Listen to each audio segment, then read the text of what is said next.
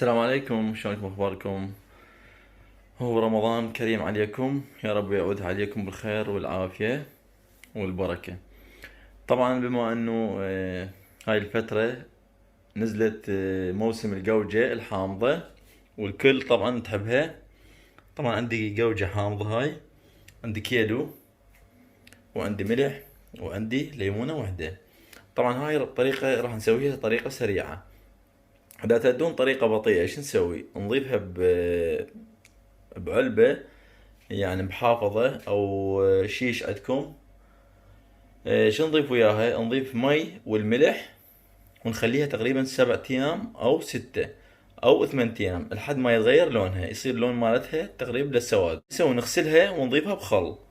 طبعا الخل خل تمر، اذا تردون تضيفون خل تمر او خل ابيض او خل التفاح، هم ينطيها طعم كلش طيب. تخلوها تقريبا يومين بالخل وتتقدم وتكمل يعني. هسه انا ايش راح اسوي؟ راح اسويها طريقة سريعة، يعني يوم كامل. شلون راح نسويها؟ عندي هاي قلت لكم جوجة، وعندي الملح، وعندي الليمونة، وعندي هذا المي. اذا تشوفون هذا طبعا المي مغلي. هسه ايش راح اسوي؟ استوى غلي، راح اضيف الملح،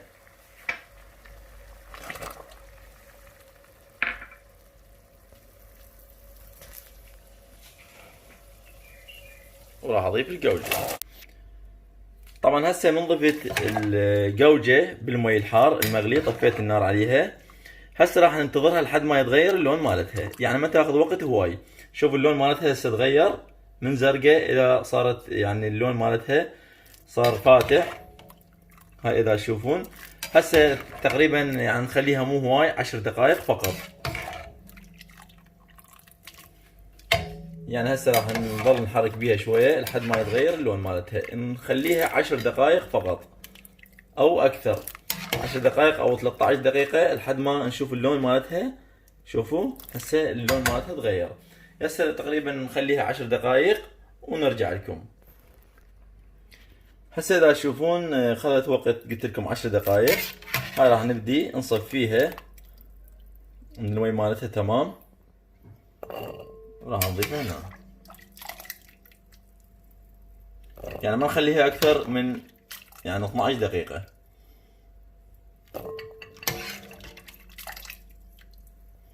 على مود ما نخليها تنمرد، تبقى مثل ما نقول كأنما مسويها تخليل بطيء، يعني بماي وملح.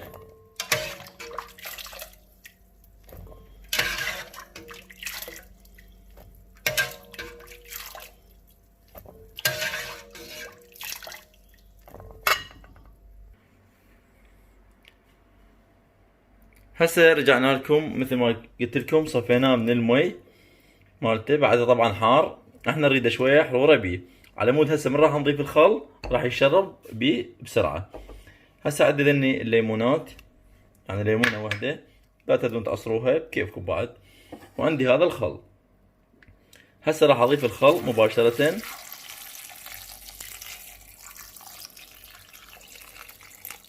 اخليه يوم كامل بالخل وراح يجهز تمام. شوفوا هسه اذا انتبهتوا له صار نفس اللي يخللونه بالمحلات الطرشي. انتبهوا. وهسه قلت لكم راح يبقى يوم كامل وراح يطلع روعه. هسه ان شاء الله راح ابقيه يوم كامل لحد ما يشرب تمام من الخل. طبعا اذا تردون تضيفوه بعد خلوه يعني 3 ايام او 4، يطلع بعد اطيب، يعني يتبل تمام. اذا تردون تضيفون شويه لمن دوز عليه او ملح الليمون اسمه. طبعا طريقة كلش سهلة وبسيطة، والتخليل مالته ما يتعطل، يعني حتى يعني 10 دقائق اول ما نخلله. هسه ان شاء الله راح نخليه يوم كامل ونرجع لكم. طبعا رجعنا لكم، هذا بقى يوم كامل بالخل. مثل ما تشوفون الشكل مالته فد شي روعة. وطبعا رشيت عليه رشة بطنج، طبعا البطنج حسب الرغبة. والملح يعني بالمي اذا تردون تضيفون ملح اكثر من اللازم، يعني ما عليه، لان صار عندي صار شويه حموضه بيه، بس كلش طيب. وقلت لكم الملح من تضيفوه بالماي نسيت اقول لكم، تضيفون يعني اكثر من اللازم. انا ضفت تقريبا ربع كوب ملح، بس طعمه كلش طيب صار.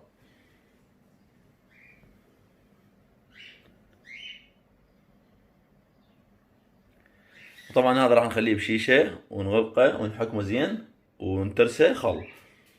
طبعا الخل انتو حسب رغبتكم، تقدرون تخلوه مدبس او من هذا الخل العادي. ان شاء الله عجبتكم الطريقة، ومع الف سلامة.